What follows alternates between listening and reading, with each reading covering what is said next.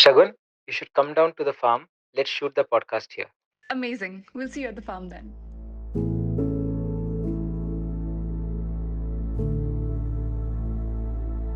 While we were in Bangalore, that's where I started seeing a lot of health issues because of no sleep, anxiety, stress and stuff. So that's why I thought I'll leave the entire digital world. I just want to become a farmer or run a resort or something. Somewhere in between is what this farm journey started. How much building this entire farm cost you? So let's say from the land acquisition, the construction, the maintenance. We kept on expanding, 1 acre, 2 acre, half acre. So to put together, it's almost 30 acre now. Yeah. But idea is tomorrow if I have to convert into a hospitality business, it should be ready. It should give me at least 5 to 10 lakh monthly recurring revenue. What are you doing exactly right now that helped you build this entire place? So we are a digital marketing agency, and one of our largest output of coffee last year, we would have made around 40-50 lakh just for coffee. From an outside person's perspective, I would say that you're rich. If I'm sitting in the farm, I don't just feel rich, I feel like a billionaire. And what do the next 10 years look like for you? So next 10 years, we want to take our overall net worth to around 500 CR. How much building this entire farm cost you? So let's say from the land acquisition, the construction, the maintenance. So can we talk about that split? Yeah, so land investment has been a bit progressive because from 2017 we started buying. So just to give a background, we inherited a 3-acre plot from my grandfather to my dad. And it was my dad's retirement plan to develop the 3-acre farm. So it was his retirement plan. So 2 years before retirement, he started building, planting his first trees and stuff. And then we were uninterested. We said, I never visited this place until he actually had his first plants planted. Right? We never came when it was barren and empty. So, but after we came in, we also fell in love with this. And this is during 2017. So that this was our weekend visit place. So we're not constructed anything, but we added a couple of acres. Like the 3-acre behind you was there at the beginning. Then where we're sitting, this is a 2-acre plot which we bought in 2017. Same year we bought another 3-acre behind the coffee flowering, what you're seeing there. So those we added in the same year. And then after that, around 2020, we also were comfortable in that, okay, we can manage this. This is not undoable. This is easy. Not more than easy, it is executable. So that's when we acquired our major portion of another 12-acre at a time. This is during pandemic. And that is where we kept on expanding, 1 acre, 2 acre, half acre. Then I recently bought another 4 acre. So to put together, it's almost 30 acre now. And when you average the price, so we would have spent around 5 to 6 CR approximately on land acquisition. On just the land? On the land. I think somewhere between 5.5 to 6 probably. Only on the land acquisition. And after that, the development, what you're seeing, we have constructed 2 A-frame villas. We have constructed a guest house with 4-bedroom and gym. We have constructed a huge kitchen and a setup which can be converted into a restaurant in future. So all that put together another, say, 4 CR. So 10 CR is what we have invested. And with the current land value, I think after pandemic, the land prices exploded because Karnataka was limited to only for somebody from farming background to buy more farm in Karnataka. They changed the law during the between the pandemic. So a lot of outsiders started buying land. So the land price has gone up after that. So now I think the last valuation, what we did is easily valued at 30 CR. Last year it was at 25 with the current coffee rate. It's currently the places around in and around place. It's worth easily 30 CR. Yeah, and do you ever feel like the miscellaneous costs have been really adding up when it comes to the maintenance? Some unexpected decor or just anything that the miscellaneous costs. So do they ever add up? See, what I feel is even in an apartment, even a decent apartment worth of 4-5 CR, so they will make you to pay around 35 to 40,000 as a maintenance. Here the same, what I relate it is to the labor. And electricity as well. Even a minimum of 8-10,000 easily for a 4-5 BHK. So even if you tally that, the maintenance will be covered within that budget. That is what that is all about the maintenance. Otherwise, we are in the farm. Definitely we need labors. So anyway we are getting the yield out of it. There is nothing wrong paying. And just to Consider manage, my everything is less expensive here because you are in a rural area. Even if I'm charging my EV, the per unit cost is much lesser. Like like even for probably for my entire 30-acre farm with probably 6 ACs and everything, I would be paying less electricity bill compared to a Delhi or a Mumbai. True. So, when I look around this property, I'm thinking when you were making the decision to come here and invest so much money into this, did you have any concerns or fears in the back of your head? What if something goes wrong? So, what was your biggest fears when you were constructing this entire place? So see, we started doing this during pandemic. We didn't know how many years it's going to sustain. So our worst case scenario was, okay, we will move back to Bangalore, and then we might convert this into Airbnb, or we can outsource it to some hospitality management company. The best case scenario is we settling down here. That was when we were building. I think now we have made our mind, we are going to work from here at least till our retirement, or even after that. Yeah. So I'm curious to know, what are you doing exactly right now that helped you build this entire place? So we are a digital marketing agency. We're a group of company. It's called NXG World. So under NXG World, we have Leo Digital, which is a digital marketing agency. So we work with large media houses, B2B enterprises, Fortune 500 companies, banks, NBFCs, large universities. So we do their websites, their digital marketing, their campaigns, marketing, collaterals. We do everything. So Usha leads that business. Okay. So I started it initially, but now she has taken over it entirely. Yeah. So I take care of NXG Consulting. Okay. It's a consulting arm. So we are the brain and hand and leg. So NXG Consulting take care of experience design, branding, brand development, brand consulting, business consulting, digital transformation. So we are all into emerging tech, and we also do a lot of AI related work. So that's what I do now. NXG Consulting, I'm a senior consultant there, and Usha heads the Leo Digital. So these are two our primary companies. Okay.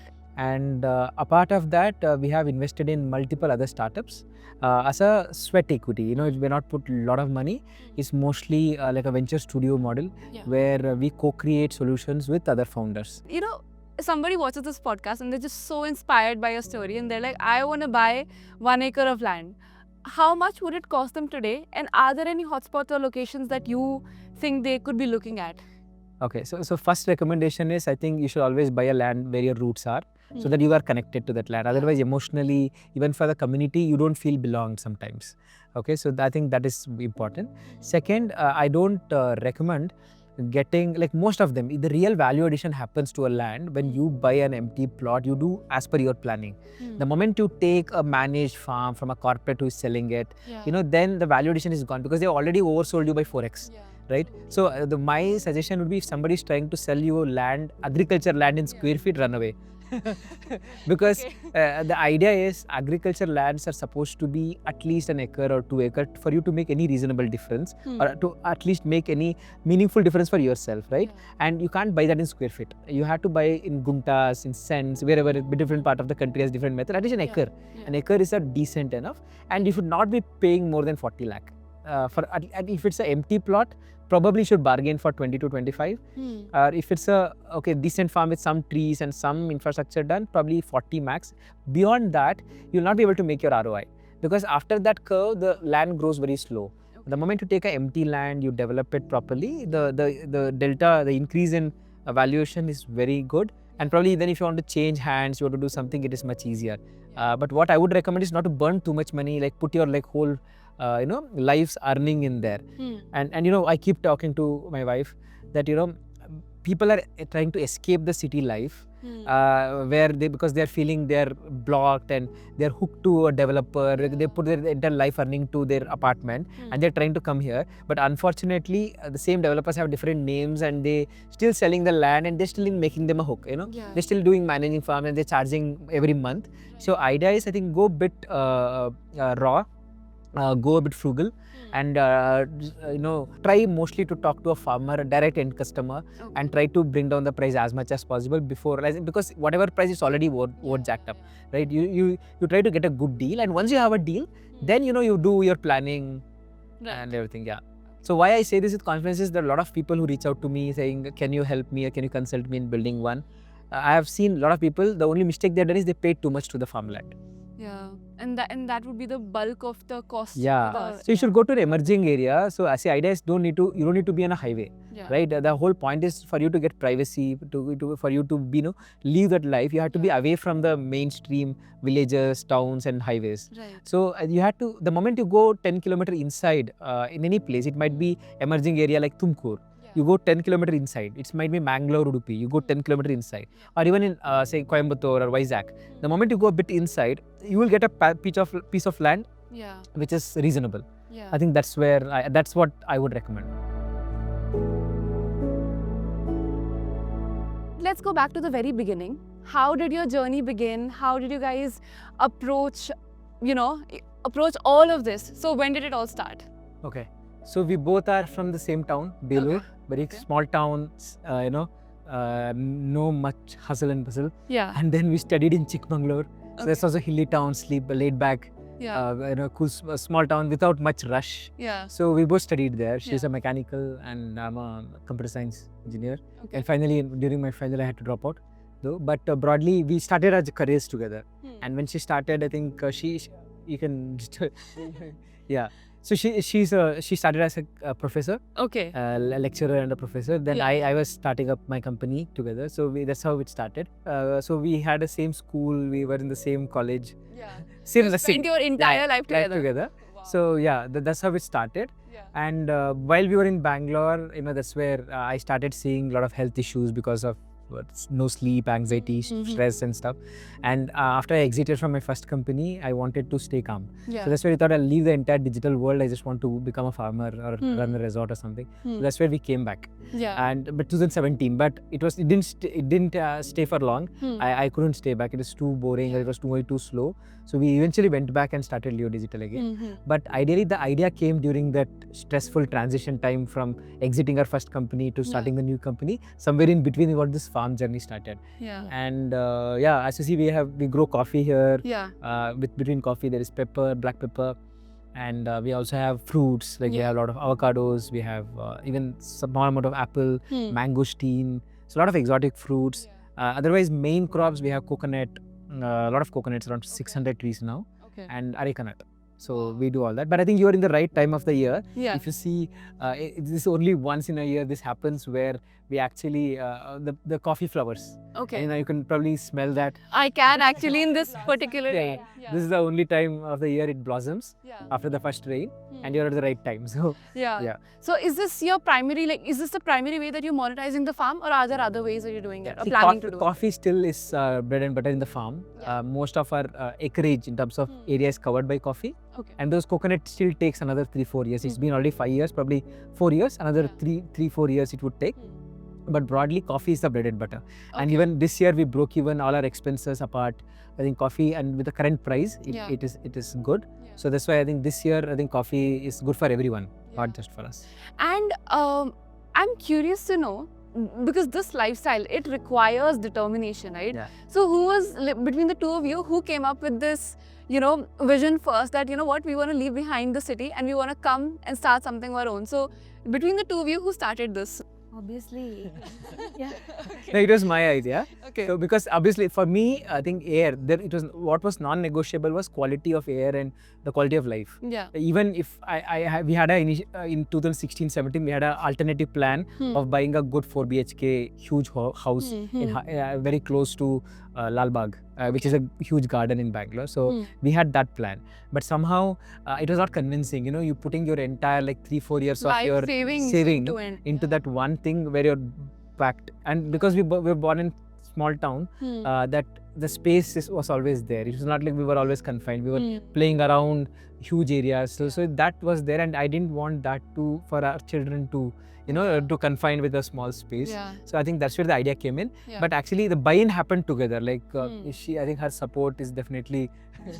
And how long did it take for you to get on board? Okay, let's do it. Let's take the plunge. 2 years almost. Wow, that's a long time.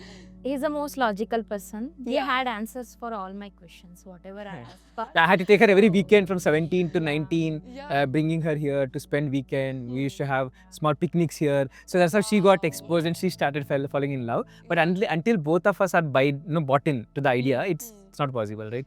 So there are compromises what she also has to go through in terms of resources, in terms of staff, of tuition for kids. So or some activity for kids. So now she has to take care of everything for them.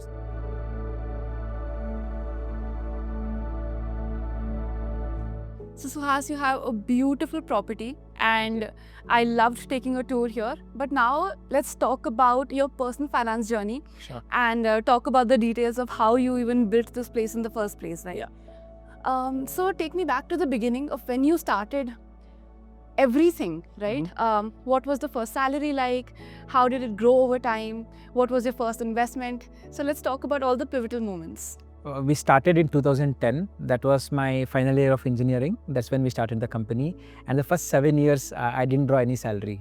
Like any other startup, I think most of the money used to go back to the company in terms of salaries, in terms of maintenance, ongoing management of the, acquiring new clients. So that's where most of the money used to go back. Our actual first investment came in 2017. So that's when we bought our first real estate. That's a commercial property. As well as we bought our first farm around the same year. I think that's when we had some savings per se. We also started investing on some amount of equity at that time. So that is when we also had our investment started. So, and I think that's the time when we had our first kid. Probably that matters a lot. So until then it was just lifestyle and we were not saving much. But when we had, my kid was 2 to 3 year old. I think that's when we actually started investing seriously. Okay, so you're pretty diversified. Can we get a sense of what your asset allocation looks like? I mean, what percentage of your money lies in what asset? Okay, it kept on changing actually. When we started, it was just real estate and some amount of equity. But as we progressed, we also learned from our mistakes on putting too much money into say real estate and liquidity issues. Whenever there's a good opportunity in say stock, we didn't have cash in hand. So I think we started diversifying and the percentage kept on varying. So initial days, it was highest weightage on real estate, which is farmland as well as residential property and some amount of commercial plots. But as we progressed, we tried to manage a better cash flow. So that we did it through say short-term investments on equity, some amount of mutual fund on a disciplined way on a month-on-month, then gold. I think gold has been a big savior for us, like any other household. So we started investing on gold in a very disciplined way, and I think now it's yielding the result. Right. And do you ever think about how the initial 5 to 10 crores, whatever corpus you put into your real estate, do you ever think about what if you'd put that into equity? Okay. So do you have regrets in terms of the returns that real estate has generated for you? Yeah, I have no regrets. So I was like example, if I put the same money, like I would have invested 5 CR on equity around 2019-20 with a 14 to 15% return. I would have kind of doubled the investment. The 5 crore would have been 10 crore, but I would have a lot of cash in hand right now. But instead, we started investing too much on the farm. So as you saw, it's almost 30 acre is what we have invested. And the rate of the land also kept on varying. The first acquisition came at 8 lakh per acre. To the last one, what we acquired was 40 lakh per acre. So the rate also kept on increasing. But when you average it out, I can say real estate has given much higher returns, mainly because of the growth we entered in the right time. Before pandemic is when we started investing, right? And only after pandemic, people started realizing about farm life, the importance of living between nature. But because of the right entry point in real estate, I can say we had made easily 4 to 5x return on real estate, whereas equity has seen a steady growth. But equity has become a driver in terms of or a catalyst for a real estate investment. For example, whenever you have to do a big down payment, whenever you have to make some immediate cash arrangement. The liquidity aspect. The liquidity definitely has. I can say without equity element, the real estate investment wouldn't have been possible. Yeah. So you're up to so many things. Can we get a sense of what your income sources look like? Have you monetized this land as well? We have monetized, as in terms of yield. But it's not purposefully, like we didn't have a strategy to diversify ourselves. It was always like get in alignment with the market requirement and change, which is the only constant. We keep on updating ourselves. like we started as a web development company or app development company in 2010. Okay. By 2015, we were a digital marketing company end to end. And right now digital marketing is everywhere, but back then it was a skill in demand. And we have worked with the largest media houses, largest automobile companies, largest corporates, Fortune 500 companies, because that was the time where there was a lot of requirement and there were not enough talent in the city.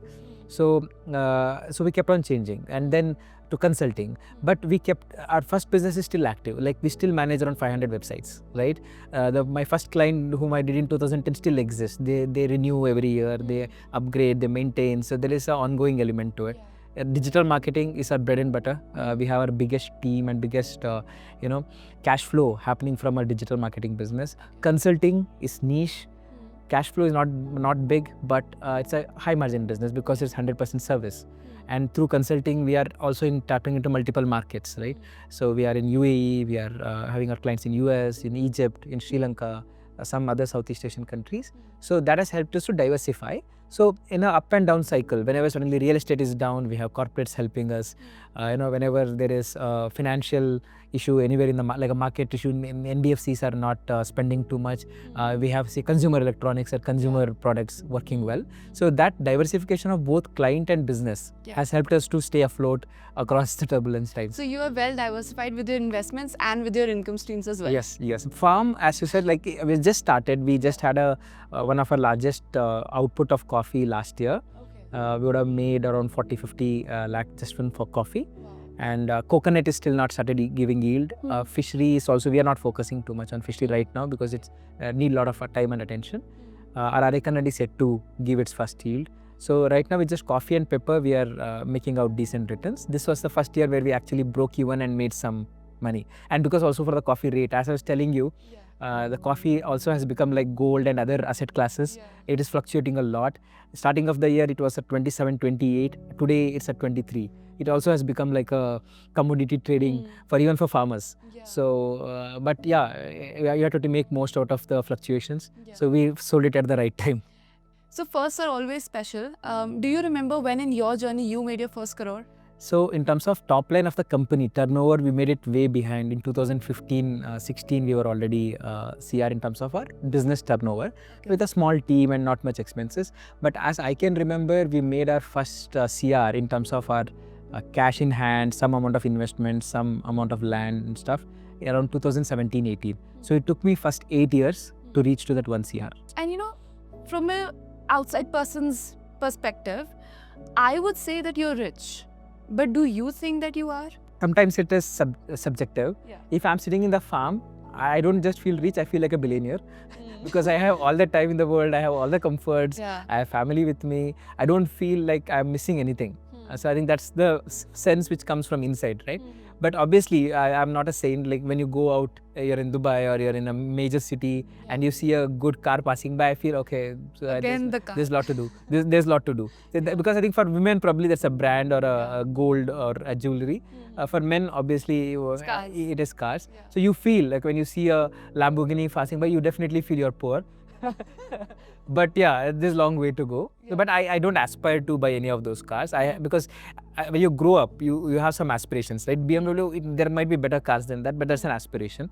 The next aspiration is obviously Range Rover. Probably at 50s, probably it would be a Rolls Royce. But is there going to be a private jet some point in this vision? No, because I don't feel I need it right now. Probably a chopper, because we have made a helipad. Probably when I'm in 60s and I'm too old to see my kids to drive.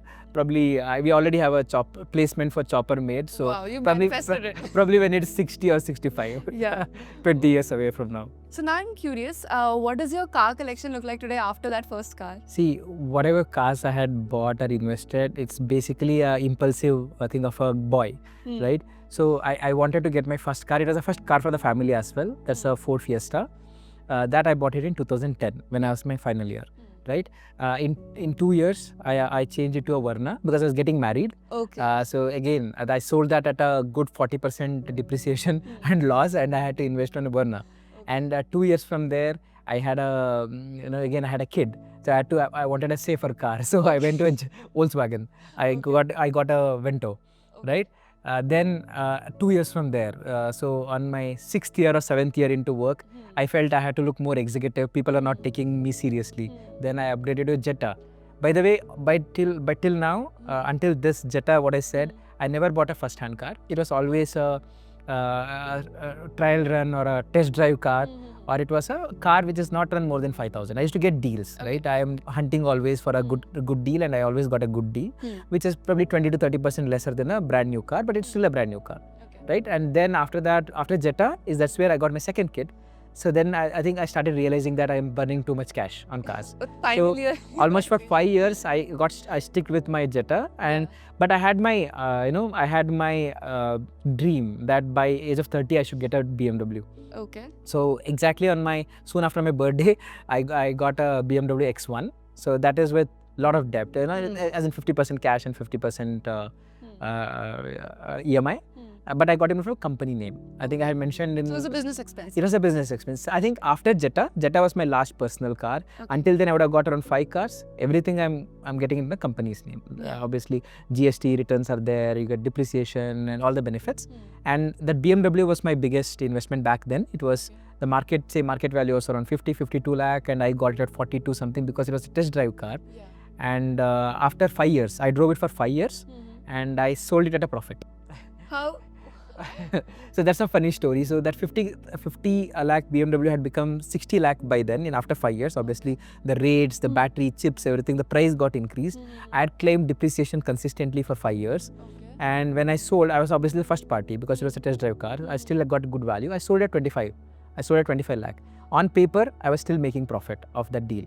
So wow. that was a good transaction. But after that, 5 years, after I completed 5 years with that X1, then I had to get one more.